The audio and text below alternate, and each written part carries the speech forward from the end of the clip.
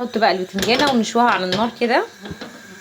عايزه تحطيها في الفرن عادي، بس على النار بتبقى لها طعم كده البتنجان المشوي. نمسك بقى البتنجانه كده على النار بسرعه، تسيبيها تبرد، ما تقشرهاش وهي سخنه عشان ما تاخديش قلبها كله يعني. البابا غنوره بتاعتنا البتنجانه نحطها في الكبه، ننزل عليها بفصين توم صغنطوطين، قرن فلفل لو انتوا عايزينها سبايسي، بس كده نضرب في الكبه. ننزل عليها بشويه طحينه كده حلوين زي ما انتوا شايفين. اسطول حطينا شويه بقدونس مجفف كده كانوا عندنا ناشفين. نحط بقى الخلطه بتاعتنا حلوه قوي قوي خطيره.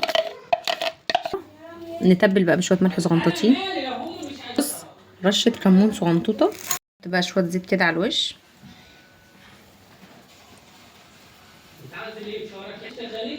نخش بقى كده بشويه بابريكا تزيين.